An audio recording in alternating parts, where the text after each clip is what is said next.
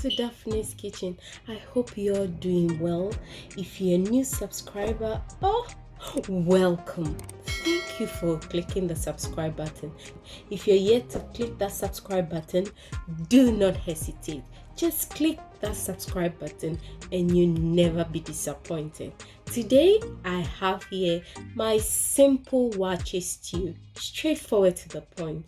So I have just steamed a bit of lamb and beef with ginger, garlic, anise seed blend, my dry spices, coriander and turmeric, garlic powder, and some green seasoning, which is parsley, rosemary and garlic, and then spring onion blend. That's what I've seasoned my meat with, and I've steamed it for 5 to 10 minutes, and we're here to fry it. So we're going to fry our meat. I'm going to pour in my sunflower oil,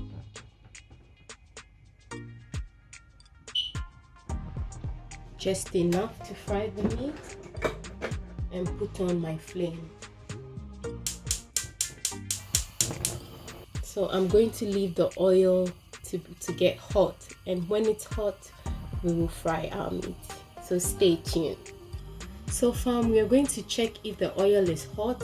I'm going to sprinkle in a little bit of flour. The reason why I do this, it's me. The reason why I do this is to dry up my meat so much that it would have to cook in the stew. So when I do this, I feel my meat dries much better. So here we are going to put in our meat.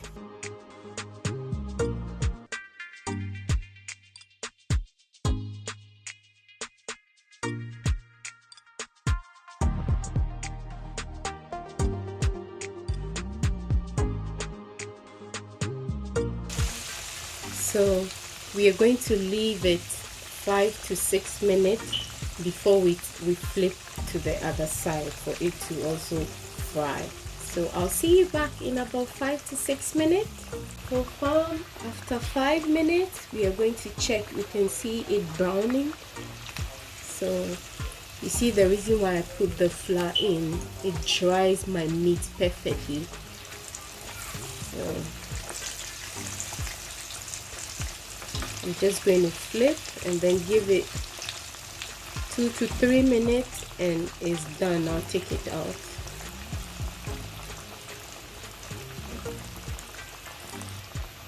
So it's ready. And when you put the flour in, the meat doesn't absorb oil at all. You try it and leave me a comment below.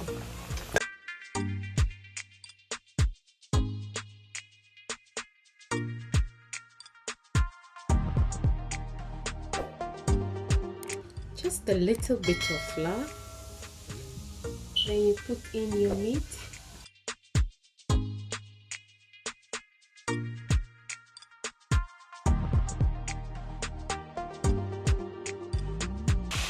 So far I'm going to show you my meat. This is how it looks. You see how dry it is? That's what I'm talking about. So try it and you won't be disappointed at all. The final part is ready. We're going to take it out.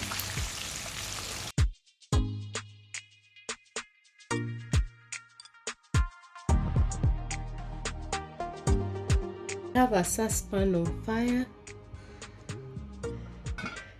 and then we are going to pour in some oil. I have sunflower oil. You can put any oil of your choice. With this recipe, you need enough oil. Later on, you can scoop it and pour it away. So maybe 5 ladles of oil. And then I'm going to pour in my tomato puree. This is 12 ounces of tomato puree. And we are going to fry this until there are no moistures in.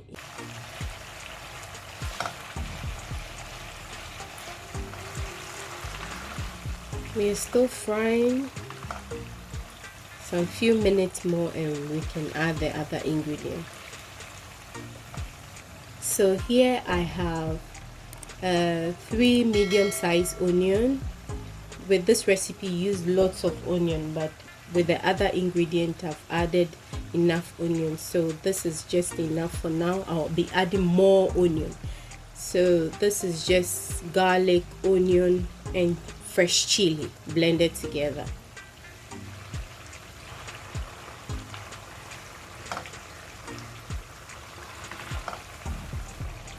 I have here my parsley, spring green onions, garlic blended together.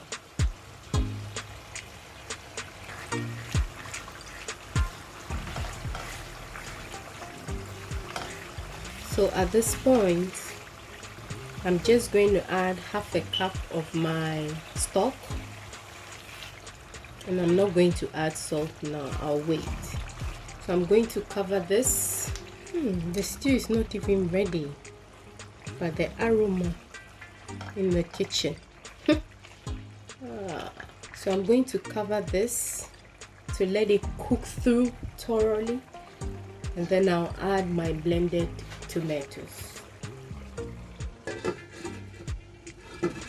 So after 5 minutes, we are going to check.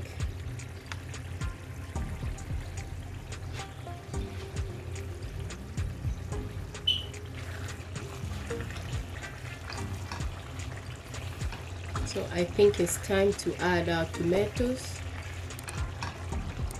So this is just fresh tomatoes blended with ginger, garlic, onion, and cooked it for 10 to 12 minutes to allow some of the moisture to evaporate. So that's all, just to speed up my cooking. So I normally do this. I normally don't add salt to the tomato, because if you're not careful by adding the stock, and if you have already added salt to your tomato, you cannot adjust it. Then it's either you omit the stock or you add more tomatoes. So I normally don't add salt when I'm boiling my tomatoes. So at this point, I'm going to add my salt. Maybe 1 teaspoon for now, and I'll leave this to cook.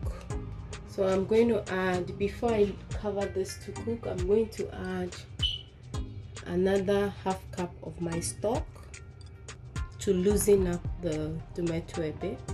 And at this stage, someone would add his or her spices, but I wait for the stock to really mix up, because I really seasoned my meat, so my stock is well seasoned.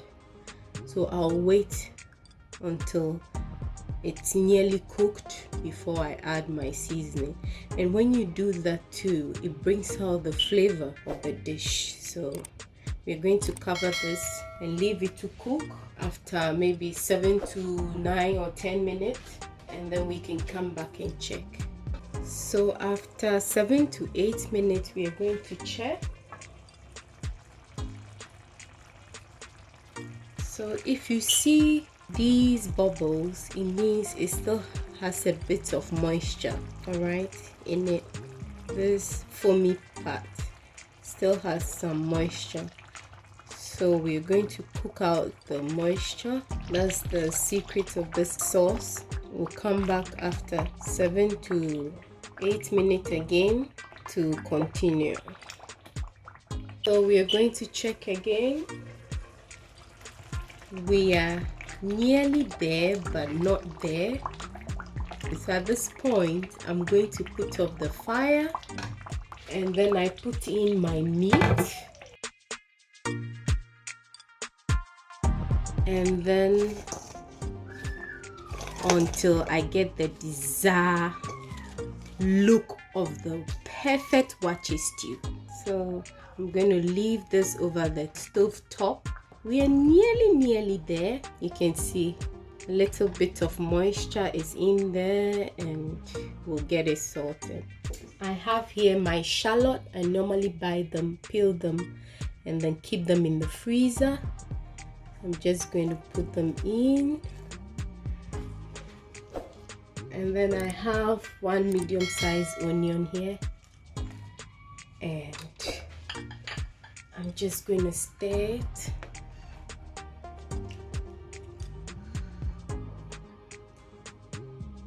This stew takes time, so that's why when I'm making it, I make it in big batches. So because I added some fresh onion, I'm going to put the fire on medium heat. Sorry, on low heat, very low, and allow this to simmer gently. Collect all the oil on the surface and we are good to go. So I'm just going to open it for you to have a look. That's it. So I'm going to drop in my habanero chilies. They are very hot, so anybody who wants an extra kick can just break it. So family, this is our waakye stew. So I'm going to leave it on 10, 15, almost 20 minutes, and then we are good to go. So I'll see you back in 15 or 20 minutes. Halfway. So after 5 minutes, I'm going to finally season my stew, not too much. So I have some whole black pepper. I'm just going to crush them.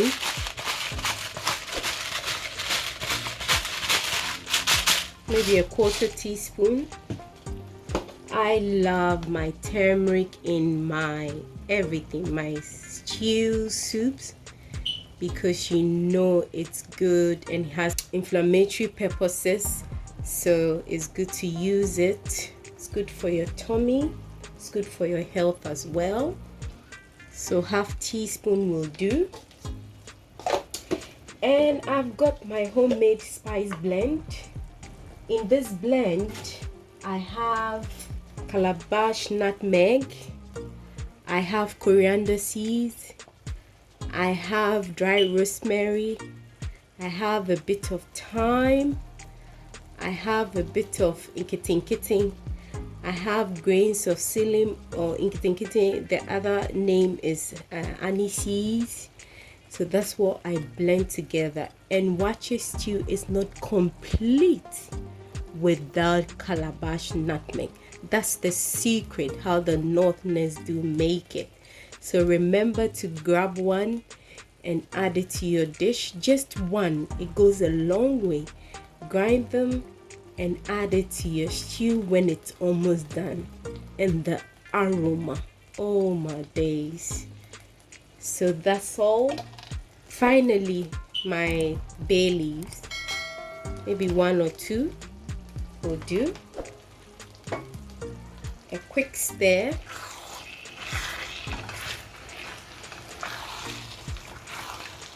Yeah, I do make homely food for busy people. So I'm just going to give a quick taste. The final salt. The salt is perfect, not too much salt. I always say that when you know you're going to keep part of your food in the freezer, do not overly salt it, because we don't know what happens, but the next day it tends to increase in salt, I mean the taste. So if you salted your meat enough and a little bit goes into the sauce, it's enough. Until you're ready to eat, do not add any more salt unless you don't taste any of the salt in the stew. So we give it a couple of 5 minutes and then we are done. So after 4 minutes, we're going to check. I almost forgot one secret spice, which is my curry powder. I have some Ghanaian curry powder. 1/2 teaspoon will do, and that's it.